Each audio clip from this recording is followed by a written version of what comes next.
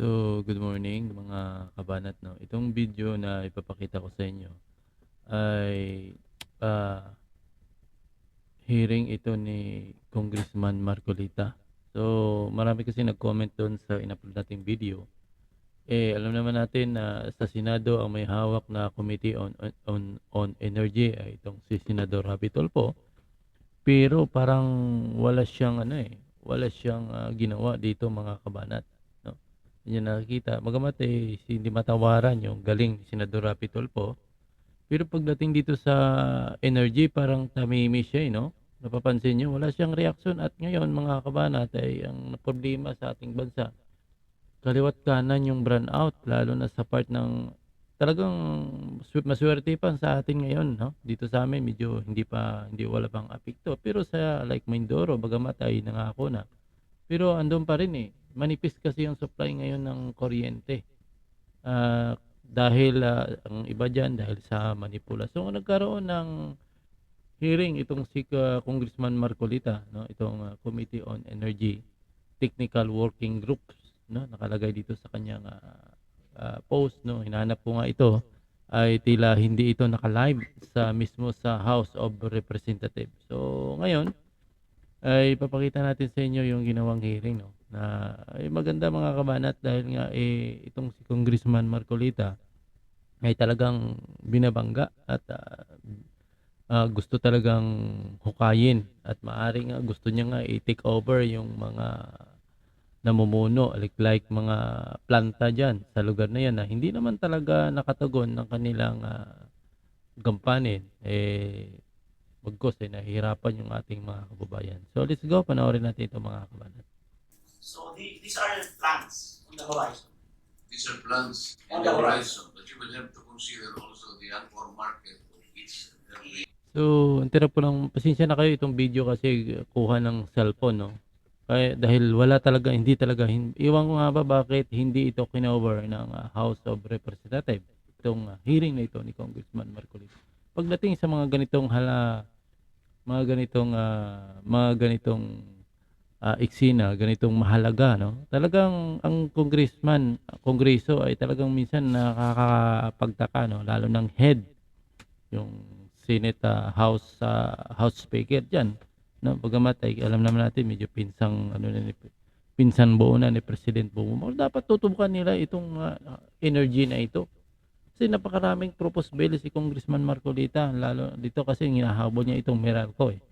Kasi isa sa mga malaking, distributor itong Meralco, pero ay parang natitingga at nahaharang sa mismo diyan sa mga pinail niyang bill. Hindi daw na-approve kasi kailangan naman pirmahan ng ano na, House, Speaker, 'di ba? So, tuloy natin ito mga kabanat, itong, ginawang hearing. Maiksi lang naman ito mga kabanat, halos, ewan ko lang, abot ito siguro mga 20 to 25 minutes. Hindi ito ng pinaka-review natin sa ginawang hearing ni Congressman Marcolita. Minsan ako hindi ko pa napanood 'to. Let's go. Yes, sir. In the end, So, will you elaborate on the unborn market, please? Ako, hindi ko masyado okay. kabisado ito, so I would like to have as much discussion as possible, particularly on this presentation, because I don't know if the proposed bill of DOE has been distributed to each and every participant, whether di pa, no? So, I would like to believe that the presentation today has something to do with the proposed bill submitted itself by DOE, and I believe the COMSEC was or is quite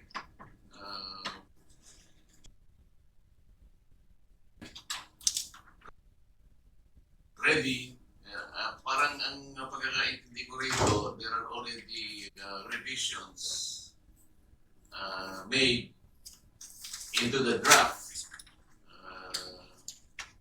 based precisely on this presentation and connected in the context of the proposed bill submitted today by DOE. Kaya siguro, let's take advantage of the presentation kung meron kayong ibang comments, because later on, as the COMSEC will explain, there are already a number of, well, iba naman, hindi naman masyadong, wala akong nakikita masyadong contentious, but there are amendments proposed by DOE to be inserted in our current draft. You will note that the adopted revisions already made in the last PWD discussions are in red text, no? So there's another column added here in the working draft for your convenience. They are now demarcated in yellow text. Kaya siguro po ang gagawin natin, we will make sure that each and every participant gets a copy of the proposed bill of DOE as opposed to the current text, which is the ongoing draft by this TWG. Tingnan po natin kung how these proposed amendments or further amendments by DOE on the basis of their own submission will affect or eventually affect those that we have already adopted so far in the last proceedings. Siguro kung meron na silang kopya para kailan ba natin silang pwede bigyan. Comsec, will you explain that, please? Mr. Chair, I drafted for the working draft with the remarks on the right side. Last hearing, we adopted sections 1 and up to 10, and then the red one in the remark side. Those are the proposed language submitted by the concerned agencies for the approval of the TWG. And then the one in the highlight po, na naka-highlight, that's from the DOE. The DOE submitted their proposed bill, but I decided to incorporate their proposed amendments on the substitute bill for the TWG's agreement or adoption. Did they get the copy, Comsec? Yes, sir, of the matrix po, sir, not yet the proposed bill of the DOE. So everyone got a copy of the matrix where the latest revisions proposed by DOE based on their presentation as well as on the submitted proposed bill as reflected in the draft. Yes, sir. Nasa yellow text po yan. Nakikita ninyo. Mr. Chair, and together with the other comments from the other TWG participants, particularly from the office of the Congressman Jesus President, because last hearing, the TWG, Mr. Chair and the Chairman Velasco requested the other participants to comment on the specific sections. So, but aside from the latest revisions proposed by DOE, Comsec, all the rest, which are now appearing in red color, ito yung in-adapt natin coming from all the sectors. Yes, sir, not all, sir, like this one with the section 2 declaration of policy, letter paragraph A. This is, the red one is the comment from the PIPA. These are the suggested wordings for the approval of the TWG. Okay. And then, ito nga, yung addition, ito nga yung sa DOE. I'm only thinking that because of these latest submissions, baka sakali na maapektuhan in a certain extent yung mga na-adapt na nating mga revisions. So, I propose that with these new additions or revisions proposed now in yellow text or highlighted in yellow color, Siguro, if you have all the, if everybody get or has gotten the copy already, how much time can we allot them, Comsec, to review all the revisions taken together vis-a-vis the adopted ones, and let us know if we will be able to come up with a final draft and call another final TWD hearing with all the comments, the reactions, and further submissions submitted to the office of the Comsec. Mr. Chair, if I may suggest, maybe we can have a small group meeting for for us to clean the substitute bill with the DOE proposed bill and the working draft bill of the TWG.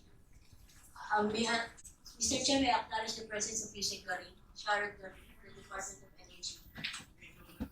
Yes, I will consider a smaller working group, provided that all the sectors are represented. Para sa ganun ay makita natin yung kabuuan. How small could it be, Comsec? Siguro po one from each agency lang po. Yes, ma'am. Mr. Chair, we do apologize for nag-segue kami ng konti. But it was in cooperation with all the agencies concerned and PNLO. We consolidated all the comments. I think most of the agencies that are present, except for the private sector, Mr. Chair, participated in the focus group discussion with PNLO. So that was sila nito, we provided copies and we had discussions and desktop man or face-to-face, we went over the bill and this, including ERC in fact, Mr. Chair, and PCC. Lahat po ito na-contribute and approved the latest version. The only non-participant in that case with the activity headed by PNLO was the private sector, Mr. Chair. So I think kung it's more of the private sector that hasn't been consulted on this, Mr. Chair. May we know, Madam Yusek, who are these agencies involved in crafting this proposed bill?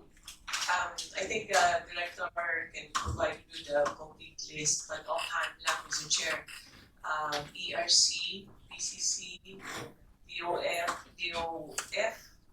NEDA, DOJ was also there, DNR, DOE, and I will pass the mic to my colleagues, Mr. Chair, because I can't remember exactly who's Aside from that mentioned by Yusek, sir, we also have the PCG and Marina. So we assume that given the agencies that participated in the drafting of the proposed bill submitted to this committee, I'd like to believe that we should really give the necessary weight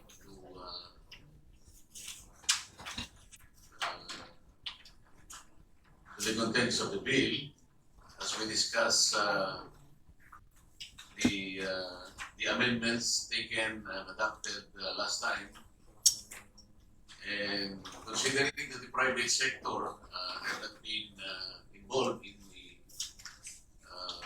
drafting of the bill, I wish that the private sector involved will also be given time to comment and react on the proposed bill until we are able to produce the proper wording, the language, to synchronize all the amendments necessary for the drafting of or the completing of final draft concept.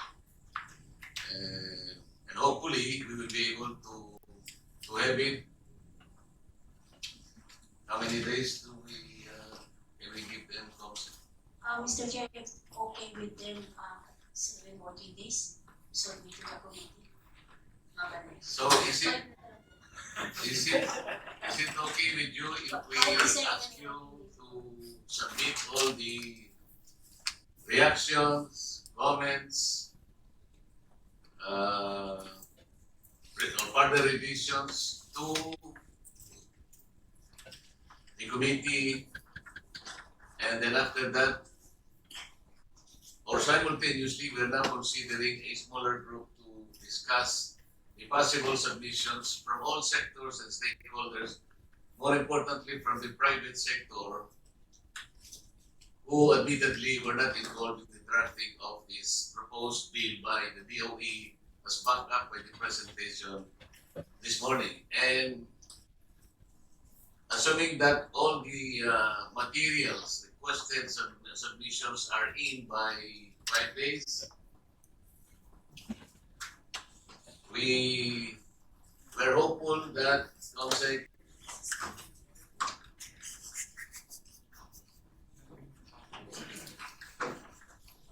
yes, Jose. This is, the version, the current version is just a recommendation of the executive to the current committee. And we do submit to the wisdom of the committee on adopting or whether not adopting any of the provisions, Mr. Chair.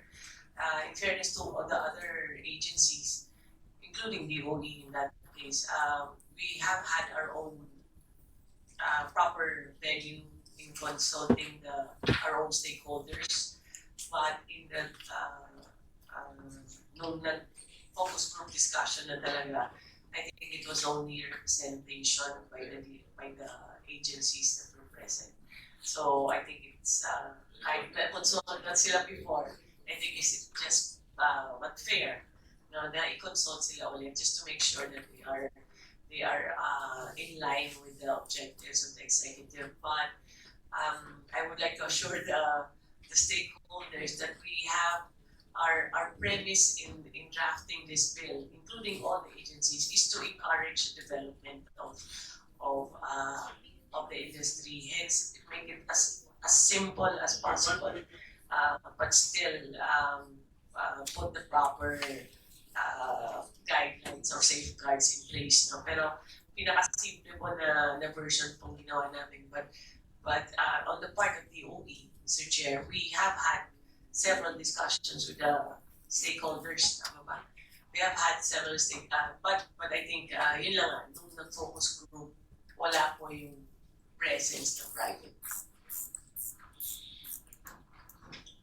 I can understand the situation with the DOE to present a simple but workable. Sana, because as we speak, alam natin na meron na naman tayong problema sa energy. Sa dyaryo nakalagay at least 5 plants have been malamang kung bakit nagkaroon na naman ng force outage. And I think there are 3 plants which have been generated. So problema talaga ito. Talagang kailangan natin magmadali.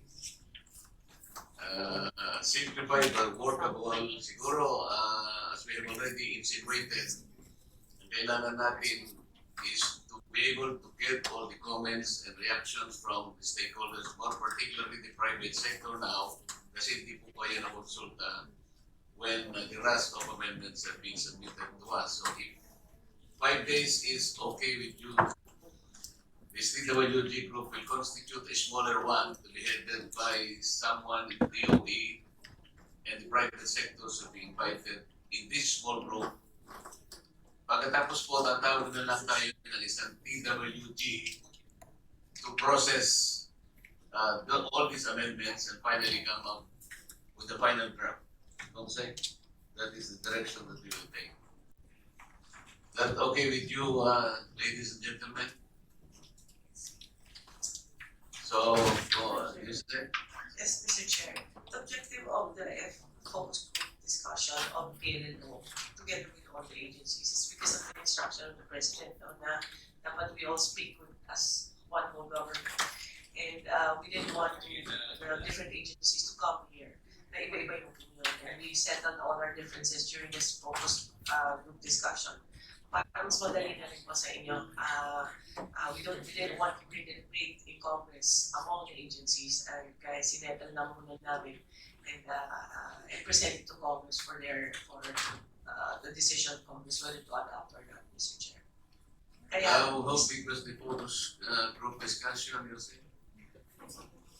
Para lang Sa isang magkaroon ballroom yan, yun. comfort. para sa isang ballroom yun, sir.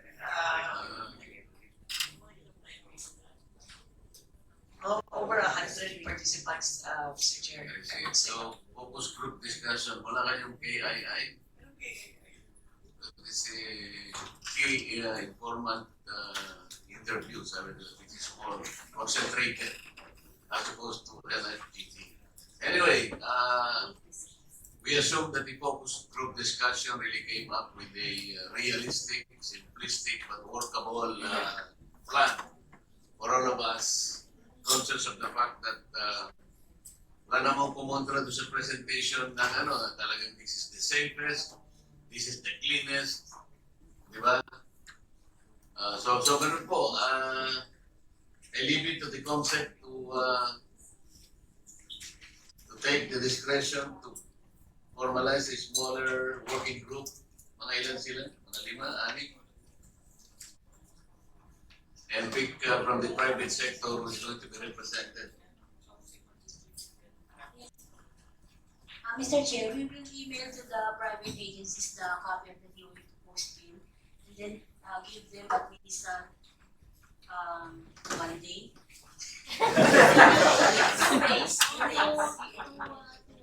And make their comments on the proposed bill. And then we will inform you again to a small group meeting.